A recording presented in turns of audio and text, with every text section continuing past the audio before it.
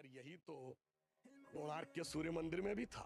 अगर आप देखें तो आंध्र प्रदेश में वेद नारायण मंदिर है, उसमें ही भगवान के चरणों के ऊपर पड़ता। कोल्हापुर में महालक्ष्मी का मंदिर है महाराष्ट्र में, उसमें 3 दिन के लिए एक महीने अक्सर आते हैं तो देवी के मस्तक से लेकर चरणों तक चले जाते। पूछिए साहब, अगर विज्ञान नहीं था तो उस जमाने में इतना सटीक कैलकुलेशन कैसे हुआ?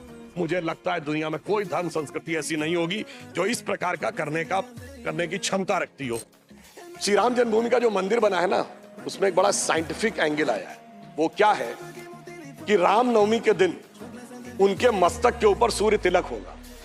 अब इसके लिए सबसे पहले किसी की जरूरत है, जो प्लैनेटरी पोजीशन थी कि अर्थ का जो एंगल होगा सूर्य के साथ उस पर्टिकुलर दिन कैसे होगा। तो इसमें 3 इंस्टीट्यूट ने काम किया है।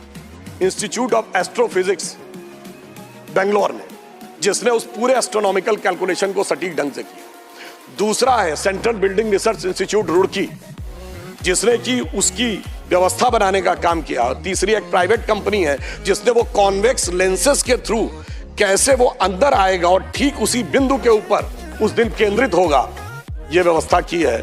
मगर मैं अपने विरोधियों को बताना चाहता हूं, आज तो एस्ट्रोफिजिक्स का इंस्टीट्यूट है, आज तो हमारे पास इतनी टेक्नोलॉजी है, मगर यही तो कोणार्क के सूर्य मंदिर में भी था।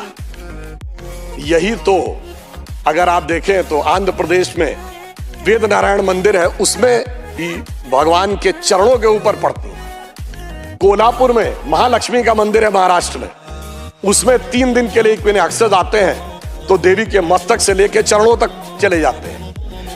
कर्नाटक के श्रृंगेरी में जो मंदिर है उसमें 12 महीनों में अलग अलग सूर्य की गति पड़ती है। पूछिए साहब, अगर विज्ञान नहीं था तो उस जमाने में इतना सटीक कैलकुलेशन कैसे हुआ जो आज इतने बड़े बड़े सैटेलाइट्स के बाद होने की बात आई है। इसलिए मैं कह सकता हूं कि इसके लिए हमें इस विचार पे धर्म और संस्कृति के साथ इस विज्ञान पर भी गर्व करना चाहिए। वैसे मैं एक और बात कहना चाहता हूं,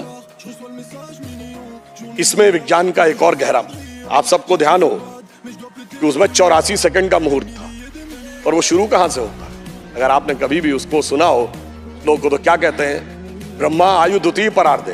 द्वितीय परार्ध ब्रह्मा की आयु मतलब 155 ट्रिलियन ईयर्स। वैसे बिग बैंग थ्योरी कहती है कि 14 बिलियन ईयर पहले दुनिया बनी। तो मैं बता देना चाहता हूं कि जेम्स वेब टेलीस्कोप ने जो नई फाइंडिंग की है उसमें बहुत सी गैलेक्सीज ऐसी आई हैं जो 14 बिलियन से आगे की आ रही हैं। तो now that theory has become debatable. फिर वहां से आते हैं श्वेत वाराह कल्प यानी 1.97 बिलियन ईयर्स। फिर आते हैं वैवस्वत मनवंतरे, फिर आते हैं कलयुग यानी 5125 ईयर्स।